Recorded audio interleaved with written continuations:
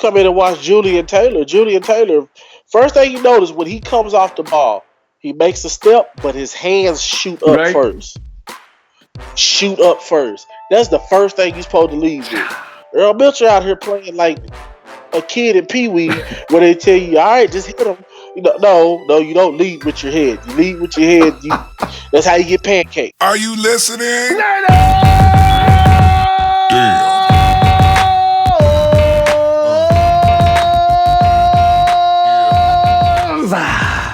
Ronbo Sports here, representing the Niner Empire organization worldwide, where 49er football never ends. How you doing, fam? Appreciate you allowing me all up in your face at your place. These games, man, I tell you, I just couldn't wait for these to start up and get it. Here we are. And fam, good news. Those injuries that took place, it scared the bejesus out of you. Because I tell you, man, as soon as George Kittle went down, I said, ow! And sure enough, he gets up. Yeah, he's hurt. But the good news is, Breda, all the guys, we got also Solomon T. Got a few guys. They're all going to be back for opening night.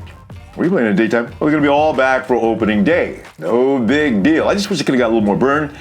Been able to refine and sharpen their technique a little bit more between now and opening day, but that's okay. As long as they're going to be all right, because most of them were ready anyway. They look good. They look good in that game.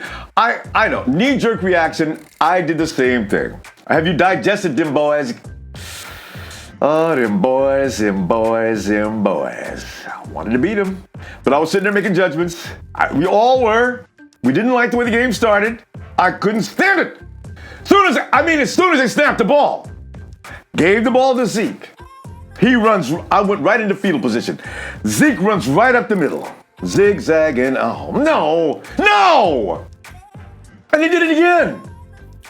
And then, of course, the little play that, hey, didn't we get a sack in between that play? I think we did. Deforest Buckner and Solomon T. But then Dak still recovers, gets up, and he finds pay dirt. You know, and I know you've already said it. You know what? Let's not do it. Okay, but anyway, when we play Minnesota, Richard Sherman will be there. That won't happen, right? I expect the individual that allowed that to happen to improve between now and then as well. In fact, it'll probably look crazy good this weekend. So not to worry. And you know, here's the thing. The camera pans over to the Cowboys. And they're laughing and juggling, he's coming up laughing and clowning, and in Santa Clara, we're beating up on the 49ers again, man. We couldn't get it better than this. Oh, God, that was sickening. But they didn't leave laughing and shucking and caring, no, did they? That's why I hashtagged you boys. You didn't win the game. You celebrated too early. You know something? Here's the thing, fam. Each and every year before we start the season, we go through the preseason. And it seems we do things that are questionable in the preseason games. Last year was awful. The year before that was awful. I'm trying to remember the last time we weren't awful in preseason. Especially because the first unit goes out there for just a couple of minutes or a few plays. There's no way to get any kind of rhythm going coming in and playing that short. Hopefully, well, no, I can't hope that either because we're playing the Texans. I almost said hopefully we get more time this weekend. I am worried about the Texans. I told you last year that we were in trouble playing the Texans. Although it didn't come out that way, I was delighted. But the Texans are going to be tough. But here's the thing. We go through this each and every season. We don't see what we want to see, and immediately we jump to conclusions. Let them gel. Let them get rhythm. Let them get better. They'll get better. I can see that. You can feel that right now. They did get better. So, hey, and the wide receiver show. Wow. Oh, I enjoyed that so. Kendrick Bourne, Dante Pettis, Aldrick Robinson. I said it. Stephen Dunbar made a grab. Richie James. Richie James is in the first quarter with the ones. Cover for Trent Taylor. So that gives you an idea. If something happens to Trent Taylor, we're not going to be all absolutely weak. As soon as he leaves, we weren't going to be that way anyway. You know what? We got 2 guys that can cover in the slot. We may have more than that. We got 3 or 4 guys who can run the full tree. All right, so we were going to be okay, but I did like seeing Richie James step in there and do that. And they kept Dante on the edges, along with Kendrick Bourne. So there we go. Boom! It's a show. It's a show. Oh, I look so forward to that. The mystery was, where is Pierre Garçon? Where is Garçon? Why are they not going to him? Was he not open? Was he covered? Was this done? Somebody said there's a conspiracy theory going on that Garçon is being held as that secret weapon. They're not going to go to him or do anything with him until time. I'll buy into that. Man, I got to tell you, here's the one thing I was really proud of. Our guys came out there, fourth quarter. I don't care who was on the field, scrubs, whatever. The point being is they showed a resiliency. They showed the will to win. It was without Jimmy on the field. That's what made me crazy. Jimmy has rubbed off on him. Richard Sherman has most likely had his influence. So the children of San Francisco have been led away from the Badlands by the Messiah. We got two of them, and they look good on their own. And they look like they were not going to be denied in that fourth quarter. And I was so impressed. Nick Mullens, you stand up, boy. You take a bow. That was awesome. Cool, calm, right into the end zone. Bingo! 49ers win it. And the Cowboys went from, oh man, why was that laughing? We had that game. See, somebody else could feel that pain. Because quite frankly, fam, the 49ers have learned how to learn. They're not all going to be pretty, but they've learned how to win. And this is the thing. This is all I ever wanted to see from the 49ers. When you got that kind of attitude, you're tough to beat. And they were tough to beat. You know what I'm going to do? I want to get some perspective from you right now and compare notes with you. In fact, let's go to Texas, where the 49er faithful family is huge, and see what's going on down there and find out how you felt about that game as well. Fam, as we still digest laughing at the Cowboys, I've got Courtney here. Courtney's down in the area where the Cowboys are sitting back saying things like, you know, we should have won that game. Courtney, have you ran into any Cowboy fans yet? I've ran into several of them. First, last night after the game was over with, you know, it was. I literally had one guy look at me like he wanted to fight me. I was like, "It's a preseason. I know, right? It's not my fault that y'all blew it." You know what I'm saying? So it could, you know, maybe a good start to our season, but you know, their season. I really hope it doesn't go well anyway. Yeah. But I really, Courtney, because you know what? It was what I read about what was going on over in Oxnard. It was kind of embarrassing to see how bad we looked in the first quarter. You know, here's the thing, Courtney. Let me get right into the question on this, because you know, you got a lot of people saying, you know, it was that Cowboys, that offensive line is back, man. They did all right but man, some people say they look soft. They weren't attacking. And, you know, Courtney, where are you at in this? Because this is that argument that's going to take place until next week. Were they soft? Was the offensive line and the Cowboys' offensive line, did they keep our guys under control? What was going on out there? It was a little bit of both, but it was a lot of, they were jumping on us. They were out there on us. It was like, you know, it was a couple plays in particular where I was trying to figure that first run play. Yeah. The first run play where he breaks around the edge. Yeah. I'm trying to figure out how did Mitchell go from being in the center to being on the edge of that play? Like, were they working a stunt? Was it something? And I didn't see a stunt happen. Like, it was just a basic defense they were in. But I'm trying to figure out if you look at that, why is Mitchell on the edge? Boy, how is Mitchell on the edge? He's not supposed to be there anyway. Oh. And then if you look at another run play, at the point of attack, once his first step is I'm trying to go upfield, but once he's getting double teamed, it's like he stops fighting.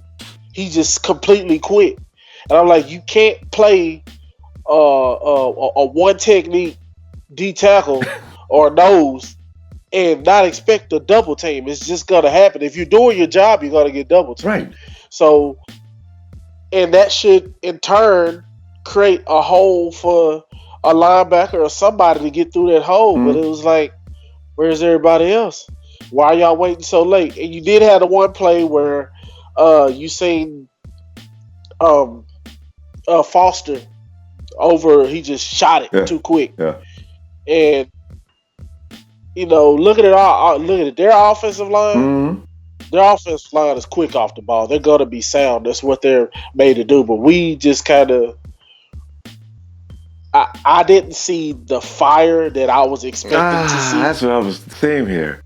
I can say I didn't see guys. Two people jumped off the ball that was quick. Solomon did what he was supposed to do. Yeah, him and Deforest. I hate that he got hurt. Yeah. Caught him. And Deforest. I mean, they created pressure on the play and got Dak to the ground. Yeah. Now the next play, of course, we turn around and give up a first down. But it watching their offensive line. Their offensive line is aggressive. Yeah. And our defense needs to match that aggression or take a step above that. Mm-hmm. And what I saw, I didn't see it. I saw it out of one person later on in the game, and you can see it out of Defo and you can see it out of Solly. But when Solly goes down, who's gonna step up? Defo goes down, who's gonna step up? But Earl Mitchell, I want to go back to Earl Mitchell for a second. Has Earl Mitchell's time come to maybe sit down? Earl, he's great. I understand in practice, nobody can do a thing with him. We don't have a center on our roster that can do anything with Earl Mitchell. Then when the game comes, Earl disappears. And you saw him playing out of position. I don't know how he got to where he was. I did notice that he didn't play much after. Well, he's a first unit player. But I did notice we didn't see Earl the rest of the day. We've seen Sheldon Day a lot during the course of the day. So I'm trying to understand, Earl, you've been playing the game for how long? And just like what you described, a one technique, I mean, you got to know if you're doing your job right, they need to stop you with two people. They don't have to worry about that with Earl. What's he doing wrong? Is it Robert Sala's fault for not pointing that out, or what's going on with that? I think it's a matter of him. He could be to that age where it's like, I'm old enough. I've been playing this game long enough, but I don't want to learn. I don't practice my technique the way I should, because in some situations or with some players, take for example John Randall. Yeah. John Randall was undersized, but his technique would kill you. That's why he's a Hall of Famer. Mitchell, you need to realize that I know you're that older, that savvy veteran guy, but those young guys need their leadership. If they don't see no fight in you, why do you think what example are you setting for them? And I'm thinking it's like he's playing like he's complacent. He's comfortable with where he's at. Well, you can't be comfortable. You're in a league where you can't be comfortable. So what makes you feel so comfortable? Why? Because of what they say. You say what you do in practice, or they talk about how well you practice. Well, if I'm not, the eye in the sky don't lie. Their camera's not lying to you. So how do you react? How do you adjust? I just think he's not making the proper adjustments.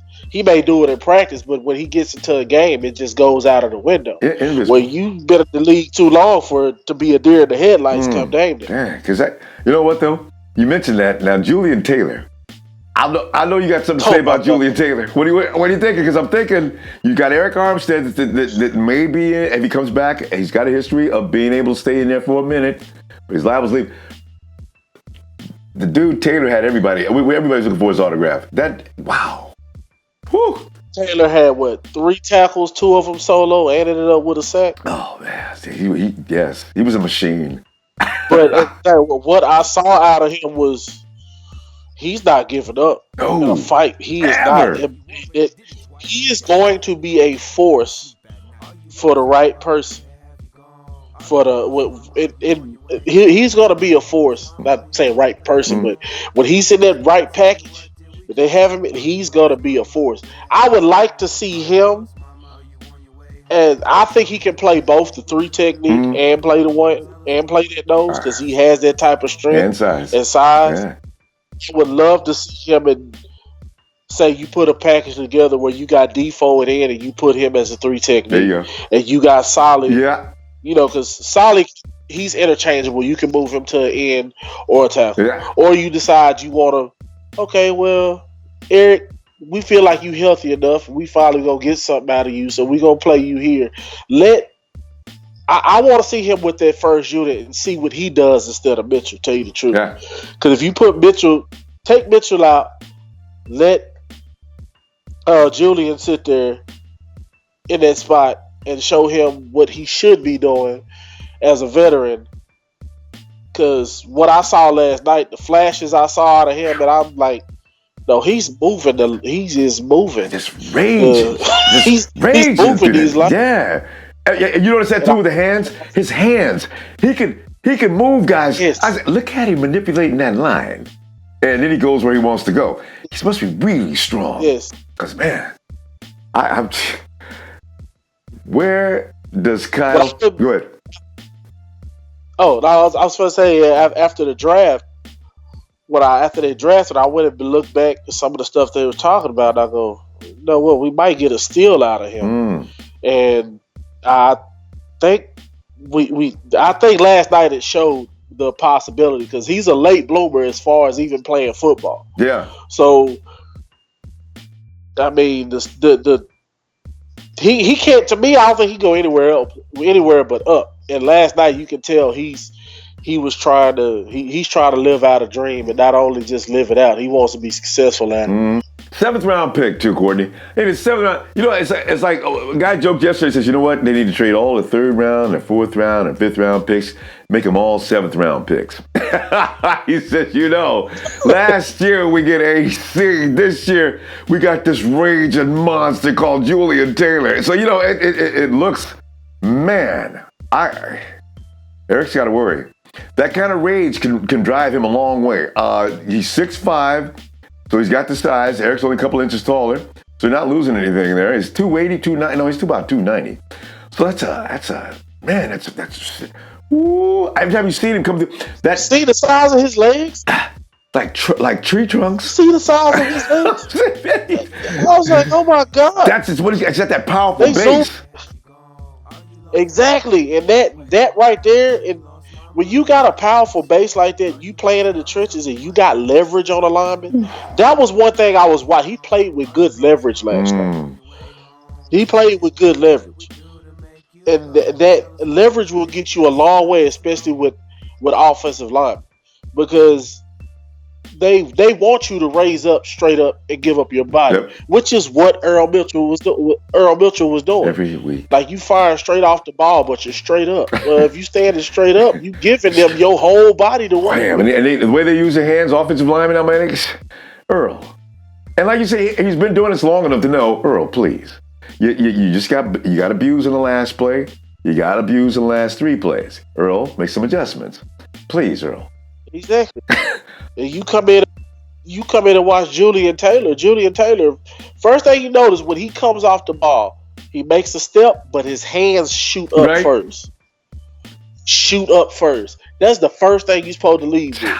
Earl Mitchell out here playing like a kid in Pee Wee, where they tell you, all right, just hit him.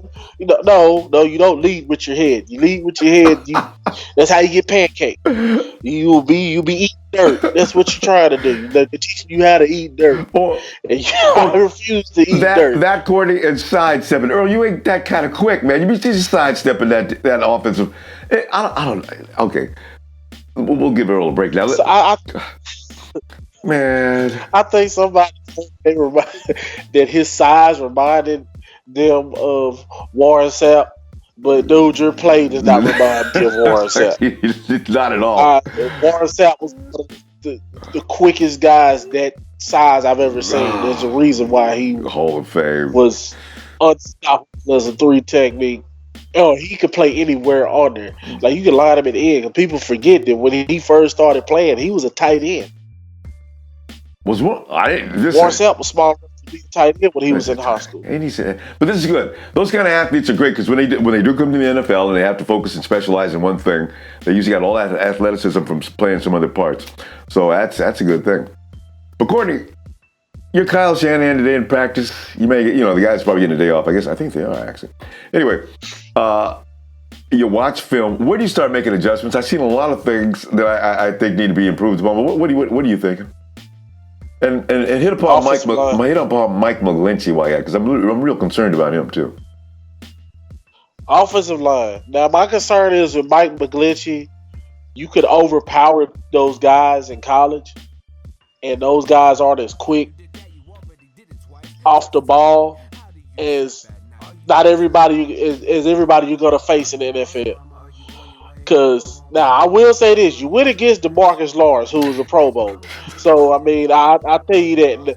And the one shot they got on Jimmy G last night, the one shot they got on him was he made a move on McGlinchey, and McGlinchey wasn't ready for it. Yeah. Now the other thing that I say that doesn't have him prepared for that, because we don't have nobody like DeMarcus Lawrence on our defensive line, on defensive end anyway. So he's not going to get that look in practice. So this is something that you're going to sometimes have to reach outside. You ever notice how guys in the offseason work out with other teammates? Oh, yeah. Like, you got Defoe always. You Michael see him Bennett, working out with Michael Bennett. Yeah. Because he's learning stuff from him. Yeah. Well, the same thing has to be with McGlinchey. And I think, in college he started at right tackle, then they moved him to left tackle. Now he's back at right tackle again. But I think another thing that kind of, when you're a rookie and you've had, Jonathan Cooper's hurt. And Garnett, they're both hurt. So you didn't have your starting guard that you're probably used to. But I will say this. Mike Person did impress me last night. Yeah, the guy that started at right guard. Yeah. He didn't give up QB pressure. He didn't give up pressure at all, and played longer than everybody else on the offensive line in the game. So, that was 25 pass plays we ran in the first half, and he didn't give up He didn't give up an inch. That's right, because we didn't run the ball much. It's true. Yeah. No, we couldn't, because the line was. That's where I say we got that revamped line. Yeah. That's where you start. You have to drill. If I'm Shanahan, I'm taking the offensive line and I'm drilling in their head every play. We're walking through this. We ain't leaving until you understand it. Until you're able to run this in your sleep. You ever seen the movie Semi-Pro? Yeah. Oh yeah. 20 times. Remember when he made him run the puke? He said, "You gonna keep running this play without the ball until you get this right. Until I sear this into your brain." That's the technique. That's something he may have to do with that offensive line, because, I mean, I understand it. Yeah, it was the first game. Yeah. Yeah, it was the first game. I understand that, but you guys had an off season to study this playbook. Some of y'all, like McGlinchey, you're just now learning this, but you don't really have that learning curve, because that's what I'm worried about. You're a starter. Yeah, because they said he looked so confused. People were out watching the game said, "Man, he looked confused on half them plays. He was in the wrong place. He was not." The defender just probably ran by him and says, "What?" And went ahead and did his job. I said, "Did he look that confused?" You know what I think? He did a little bit, and I think some of that is first game jitters. I hope so. Yeah. I really hope that's what it was, but I think he should get comfortable, because he's going to have to learn to get comfortable with the type of what I want to say, the type of competition he's finna face. Yeah, he's finna face, because if he thought him having to go against DeMarcus Lawrence for one series this week, wait till we play Denver. Yeah. Oh man. Oh, Jadeveon Clowney next week. And that's what I'm saying. You got Jadeveon Clowney, who could line up in front of you at any time. You don't know. You got J.J. Watt, who could line up in front of you at any time. Oh, that could get. They have linebackers that can, and they got linebackers that. They got a couple guys that are playing inside linebacker that can actually rush the pass. Yeah. Texas is going to be the test. Yeah. That's gonna be the test. I really think that game next week is gonna it on Saturday, which I'm debating on whether I might go down to or not. It's gonna be a good game for a few minutes. First quarter, anyway. Yeah, I mean, because everybody last year, it's like, oh yeah, the Deshaun Watson factor ain't there. I was like, so now we got to see what we have to deal with. Because and as far as you asked me, what other thing I would address with Shanahan? What's that? If I was Shanahan, I said this last night. At the end of that game, I'd walk right up to Jimmy Ward and gave him his walking papers right there. Like, take him. We don't need you. I'm sorry because I knew Mike Gallup was a good pick when the Cowboys got him. Because I watched him while he was at Kansas State. Right. But Jimmy's been in the league too long. That was embarrassing. Exactly. There was no excuse because this is the thing. And what made it so bad was when the lady interviewed Mike Gallup and she basically told him, he basically told Jimmy Ward that he was trash without even saying, dude, you trash. He just, because all he said was, well, I was running the route and I really didn't do anything special. I wasn't expecting him to, he just kind of slowed down. I just see a ball floating to me and I caught it. And I go, this dude just told you how bad, because this is my thing. You're running into the sun. The ball is, so first of all, they see he can try to blame a safety. I know there's no safety help. You were there by yourself. You were running with the guy. You looked back and you looked right into the sun. What is the point of you looking back anyway? If y'all are both running into the sun, you play off of him. Don't play off the sun. Because one, you already got him running up the sideline, which forces Dak to throw a more accurate ball because you're giving him the sideline, not the inside of you. So if you're running up the sideline, don't turn around and look back at the sun and slow down. Just look at him, keep going. Do like DJ did later on in the game. When he was faced with the same situation, only difference was he's running down the sideline with the receiver. He didn't turn for the ball. He didn't even raise his hands up until that receiver raised his hands up to try to catch the ball. And as soon as that receiver touched the ball, he knocks the ball down. That is how Jimmy Ward should have played that play. Because if Jimmy would have played it right, he probably could have walked himself into an interception. But because he's Jimmy Ward and he feels like he's gonna be, so he feel like $8.5 million gets him entitled to be second string. You know what though, Courtney? I just don't see it. You know what? This is not his. It's not his position. You know what? Not in the cover three.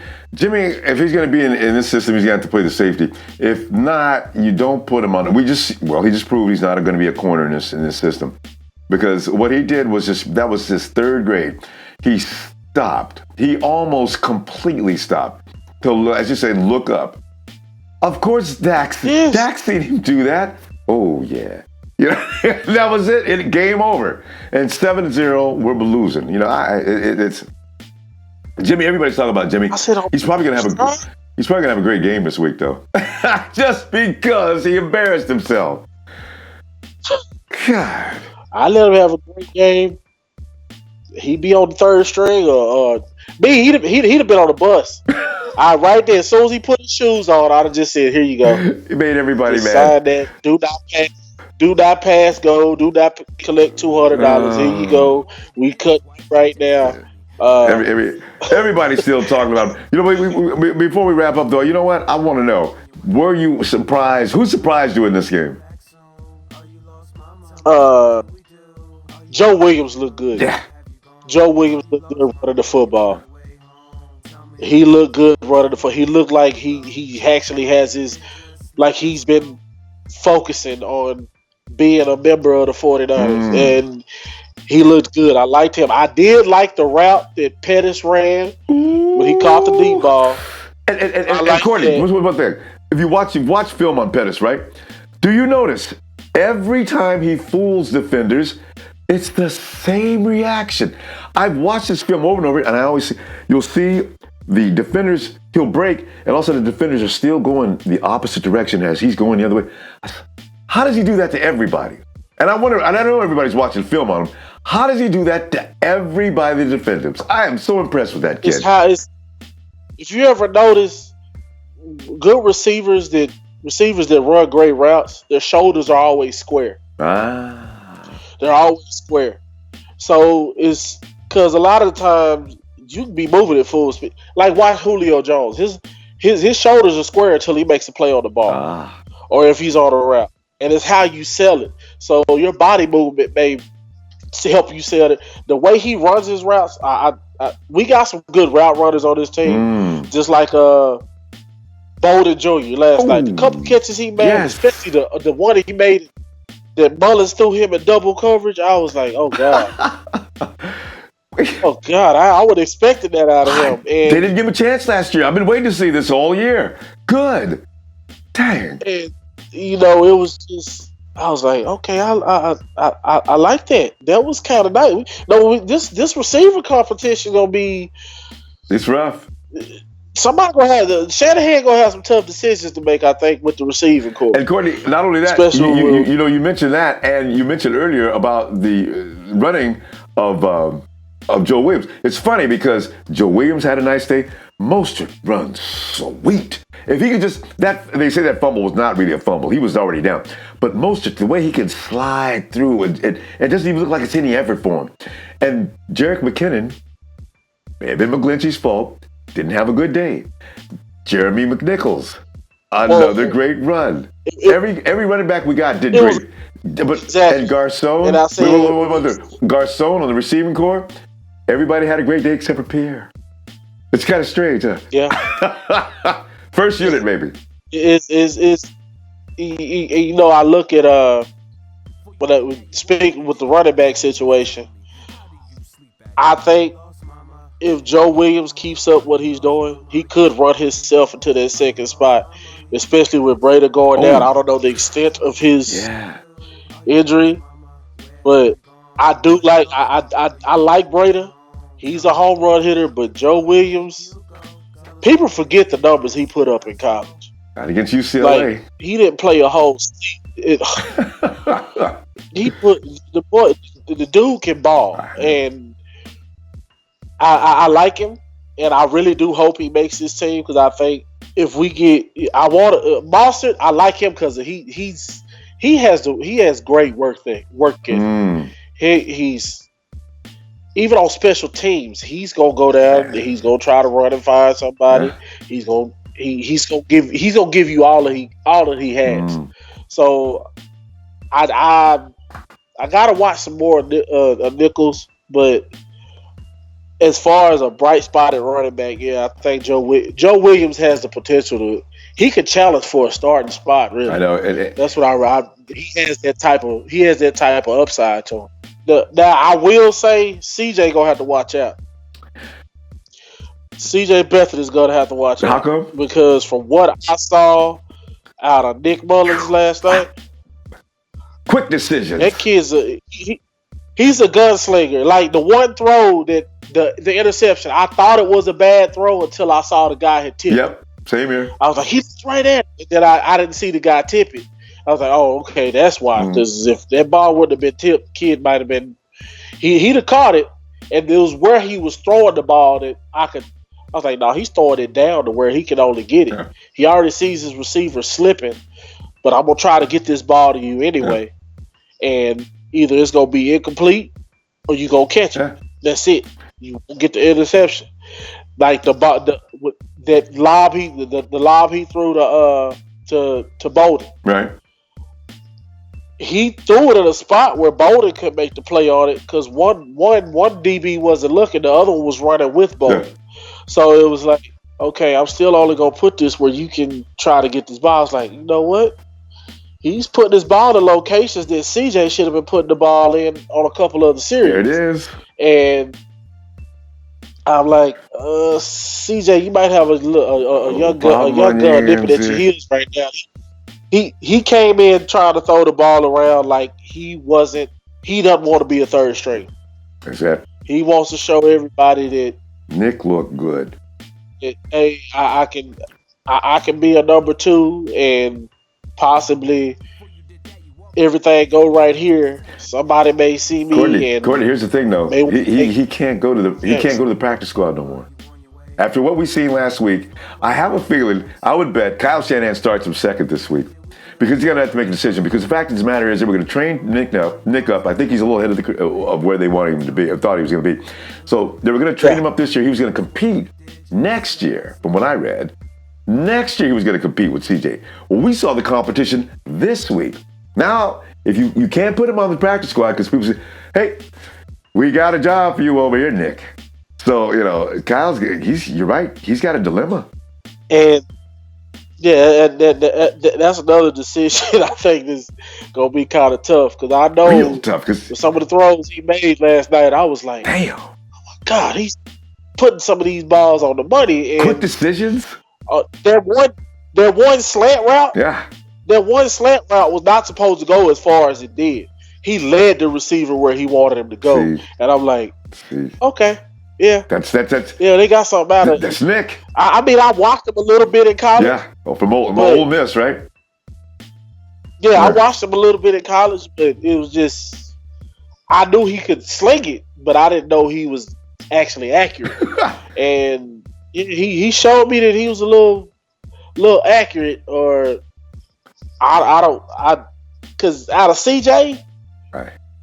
It was. Maybe like when he went on the run, rolling out the pocket, I was like, "Why did you? No, throw the ball now. Why are you waiting so late? Get rid of it." Thing about CJ, man, make a decision. Get rid of the ball, CJ. So he still got a little problem with that last year. Yeah, but Mullens was like, quick. Okay, you're going. All right, go. Ball's going. I was like, okay, ball's going. Like the only bad throw that I saw him make was. We were in the red zone and he threw the ball, and it was batted down. Was that him or CJ that batted when it was batted down and it was intercepted? You know what? They both had the same kind of INT. Ball got batted down, and that was CJ. The ball went way up in the air, and then they picked it up. With Mullens, like you say, it was tipped, and we couldn't see it because I had blamed him for the same thing. He tipped it. The defender got it. But with CJ's, it bounced off of somebody. I don't know if it was a defender or one of our guys. Then they picked it off. Yeah, it was CJ. Because CJ, to me, it was a throw he shouldn't even made. Because you had a guy that was open in the end zone. You had a tight end that was open. Why dump it off? You could have threw it right. The guy had already crashed. He had already come down. So he doesn't have that help. The tight end, nobody sees him back there. All you had to do was throw it over the top of him. Tight end's gonna catch it right there in the end zone. Even the commentator saw it. Courtney, he's like, I don't know why he tried to throw that ball. And that's what Kyle Shannon's gonna ask him when they're watching film. CJ's probably gonna explain, but yeah, he's got to make some corrections. This is the week though against the Texans next week. I think Shannon's gonna have to come to a conclusion here in week 2. And he keeps CJ in there longer. You're gonna get Nick in. How are you gonna do? We're gonna see that this weekend. We got to go now, Courtney. Tell you what, man. I tell you.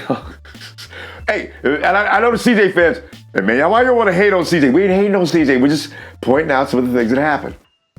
I'm not hating on CJ. I like CJ. I do too. I really do. I just saw a spark that was there last night that Mullens had. That Mullens played with a swagger to him last night that I felt CJ should have played with. Yep.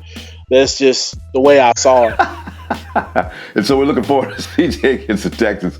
Courtney, appreciate you, fam. I think it's that time to give me that holler, man. I'm going to do 3, 2, 1. 3, 2, 1. Yes. Thank you, Courtney. I can't wait to get back together with you again, bro. I'll see you. You know this. Oh, let me go ahead. It's that time of year when I start making predictions on what's going to happen next. Game's rolling. I don't wait for season to go. I start right now in preseason. 49ers will be challenged this week, probably like no other week in this preseason. Now, here's the thing I heard last week. It seems that Jadeveon Clowney, J.J. Watt, Whitney Merciless, they didn't play. Merciless got banged up a couple of weeks ago, I understand, in practice. Jadeveon Clowney had some procedure on his knee over the past few weeks or past few months. And then, of course, I said J.J. Watt. J.J. Watt, I don't know why he's out. You know what? I would keep J.J. Watt out just because, if he gets hurt again, it means they're going to have to deal like they did last year. So, Watt, Merciless, Clowney, maybe we get tested. They didn't play last week in the preseason opener. I don't know if they're going to get ready for us or not. They may think we're a good test. They may send their guys out there for a few minutes in the opening quarter. We'll see what happens. They've got some other guys that are on their list of guys that are good. They're going to bring it to us anyway. Here's the other real test. The offense, Deshaun Watson. He's a lot better than I thought he was going to be. I was the guy that said his skills don't translate into the NFL. I was wrong. They do. And how? He's a dual threat and carried right over into the NFL with these. He throws with accuracy. He throws deep. He can run on you and he can kill you. Maybe O'Brien told him don't be doing that, but still, he is definitely going to test the 49ers defense. And let's check out Tyvis. Tyvis Powell! Put Tyvis Powell on the field! With this way we can I was so upset with Tyvis against the Cowboys. We can make a decision now as to whether to continue this or not. Put Greg Maven in the game, coach! I get upset when I start talking about certain individuals. Okay. Anyway, the 49ers offense and defensively will be tested. I'm going to go ahead and make my score right now. I suspect the 49ers offense is going to look a lot better this week, especially that first unit, because they know that last week, this past game, they did not do well. So look for, I can't do it. I'm not taking no L's. All right, 49ers win this with 24-21. It's going to be a close game again. Because both teams, when you get a lot of guys that are fighting for a spot on a team, there's going to be some real bloodshed. But I got a feeling the 49ers did not like how they won last week. They want to assert themselves. I don't care about preseason. I don't think they do, too. I've heard John Lynch even say it's preseason, but it's the same time, it's not. What he meant by that, I know exactly what he meant by that. And there's a lot of guys on this team that should make the team. We got a surplus of talent. Jullian Taylor! Oh my goodness, Richie James. The list goes on and on of standout guys that if you think they're not going to make the team, think again. It's going to be tough to get those guys off this roster. Fam, I will see you in a bit. Hey, thank you for asking me about Red and Gold Radio. Yes, we have been absent for a while. Next week, we shall start back in our regular schedule. We do Monday Night Raw. We do Sunday, Monday Night Raw. Tuesday, we'll be back at Red and Gold Radio, I promise. I promise, fam. I was so flattered, yes. Tuesday, Thursday, Friday, Red and Gold Radio, we shall return. Hey, hit that like. I like to collect me some likes. Share and subscribe, please. See you. God knows when. It could be in a few minutes more. I may come back. Call me the Freddy Krueger of the Niner Empire. I'm all up in your dreams. Get me out, Maestro. I'm losing it here. 7, 6, 5, 4, 3, 2, 1.